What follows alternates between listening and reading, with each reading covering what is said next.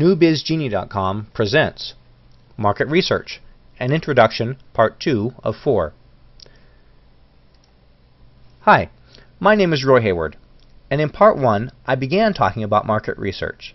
This introduction starts with an explanation of the common process and problem that happens in business development.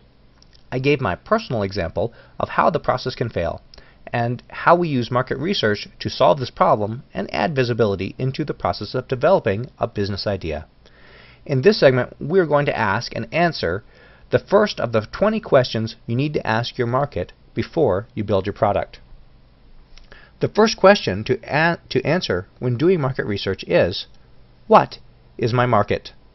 To answer this, we need to do an exercise that requires us to use something to write with and something to write on. So grab a pencil and paper, and if you have to pause this video now or later in the exercise, that's okay. Right now, I want you to write down a few sentences that describe your product or service. This is like a long version of your snap without the request or your elevator speech. I presented this at a CEO Space Club meeting where a snap is a short elevator speech that explains what you are doing and what you need next. It takes about 30 seconds to deliver.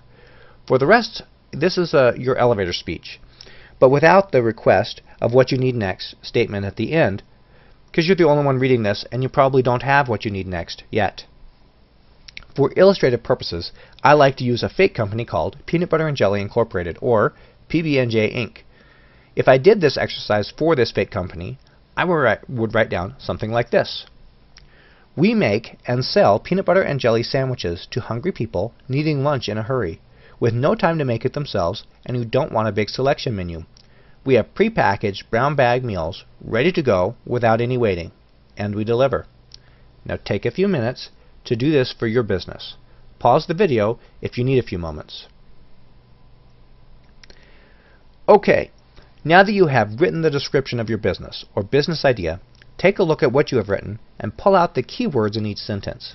Think of the keywords as if you were asking someone for your product or service in a crowded bus station or other noisy location. What words would they need to hear to understand what you wanted? For PB&J, I would do this. Sandwich, hungry people. Hurry, small selection. Pre-packaged, brown bag, and deliver. For some of you, you'll notice that all your keywords are actions or nouns, or possibly descriptive words. That's okay. It's dependent upon your market and your product. You can just circle those in the description that you've already written down, or you could write them in a list below the description. And but right now, whichever way you want to do it, you need to pull out the keywords now. You should end up with at least 5 words. If you have less than 5 words, you may want to take a second look. If you have more than 10, you're going a bit overboard. Later in the 20 questions process, we will add and remove from our keyword list. For now, let's keep it between 5 and 10. Now look at those keywords, and let's think if we were going to send a message and we could only say one of these words, which one would have any chance of getting you your product or service from someone that didn't know you or your business and had not been part of this discussion? Look them over and see what word that might be. For my example, with my sample company, I would have to say that sandwich was my major keyword. And I think that if I asked a group of 20 to 30 people for a sandwich, some of them would respond with a peanut butter and jelly sandwich. So this word would be my first keyword that defines my market. Now at this point, some of you are thinking that have realized that you don't have the word that you really want. This is something to think about later as to why your most important keyword didn't show up in your elevator speech or your keyword list.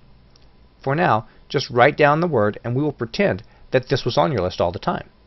Others are thinking there is no way anyone will be able to guess their product from just one word. For those people, they can try to pick 2 words from their list if they must. For me, it would be sandwich delivery or sandwich peanut butter, but you should not go more than 2 words or you haven't really defined your idea very well. And we may want to go back and revisit that. This word is what defines your market.